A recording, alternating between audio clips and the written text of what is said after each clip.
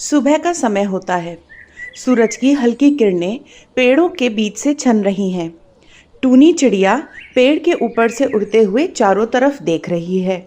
वो आज ही अपनी नानी के घर से अपने जंगल में वापस लौटी है और जंगल उसे असामान्य रूप से शांत नजर आ रहा है।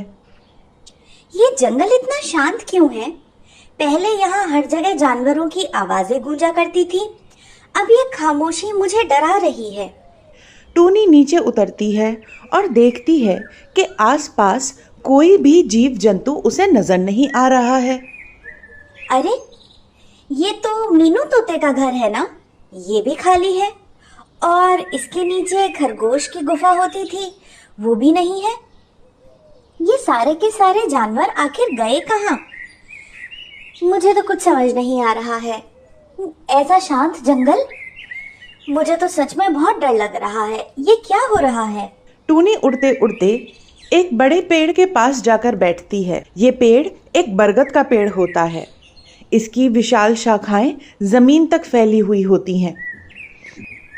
बरगद बाबा, इस जंगल में क्या हो रहा है? सारे जानवर कहाँ गए और ये अजीब सी खामोशी क्यों है? जैसे ही टूनी पेड़ से बात करना शुरू करती है, पेड़ में आश्चर्यजनक रूप से आंखें और मुंह प्रकट हो जाता है और वो टूनी से कहता है, टूनी, इस जंगल में सब कुछ बदल गया है। जंगल की ऊर्जा कमजोर हो रही है। यह बदलाव तुम्हें दिखता है, लेकिन इसका कारण गहराई में छुपा है।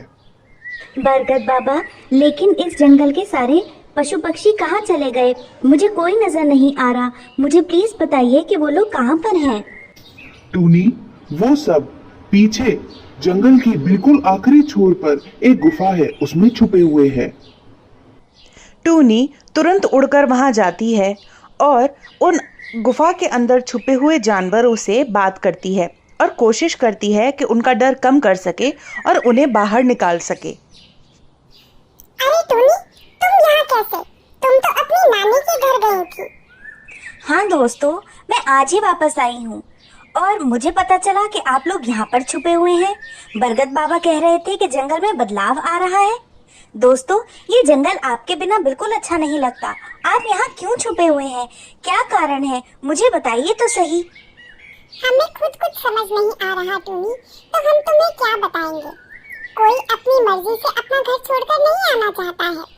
हम खुद बहुत परेशान हैं, इसलिए यहाँ पर आए हैं।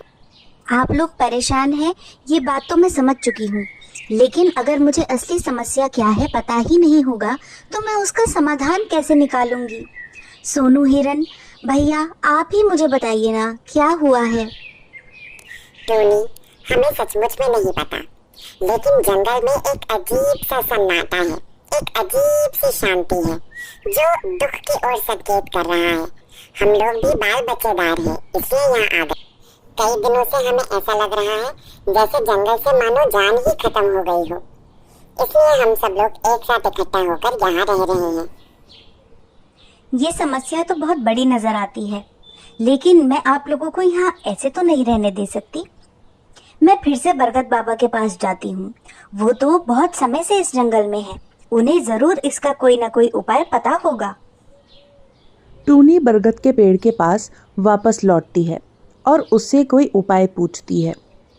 बाबा, मैं बाकी सारे जानवरों से मिलकर आ रही हूँ। वो बहुत दुखी हैं, बता रहे हैं कि जंगल में अजीब अजीब सी घटनाएं हो रही हैं, सब अशांत हैं। बाबा, ये क्या हो रहा है? आप तो यहाँ बहुत समय से रहते हैं ना, प्लीज मुझे बताइए कि मैं क्या कर सकती हूँ। मैं यह बदलाव रोकना चाहती हूँ। ये जंगल मेरा घर है और मैं इसे ऐसे नहीं देख सकती। तुम्हें जंगल के गहरे हिस्से में जाना होगा। वहां एक गुफा है जिसमें इस जंगल का रहस्य छुपा है, लेकिन याद रखना, यह यात्रा आसान नहीं होगी। टूनी थोड़ी देर सोचती है। वह जानती है कि जंगल को बचाने के लिए उसे साहस करना होगा। ठीक है बरगद बाबा, मैं इस रहस्य को सुलझाने के लिए तैयार हूँ। टूनी बरगद बाबा के निर्देशों पर जंगल के गहरे हिस्से में उड़ती है। वहां उसे एक अंधेरी गुफा दिखाई देती है। गुफा के प्रवेश द्वार पर ठंडी और भारी हवाएं चल रही हैं। यह जगह डरावनी लग रही है, लेकिन मेरे पास डरने का समय नहीं। मुझे मेरे घर को बचाना है। गुफा के अंदर टूनी को एक हल्की चमक दिखाई देती है। जैसे जैसे वह आगे बढ़ती है, चमक तेज हो जाती है।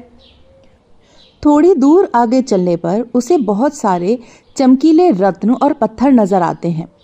वह सोचती है, ये मैं कहाँ आ गई? ये तो मुझे कोई खजाना सा प्रतीत होता है। भला जंगल को यहाँ से क्या खतरा, या बरगद बाबा ने मुझे यहाँ क्यों भेजा? कुछ समझ नहीं आ रहा। इतने में एक आवाज आती है। टूनी, तुम सही जगह पर आई हो। यह जंगल का क्रिस्टल है।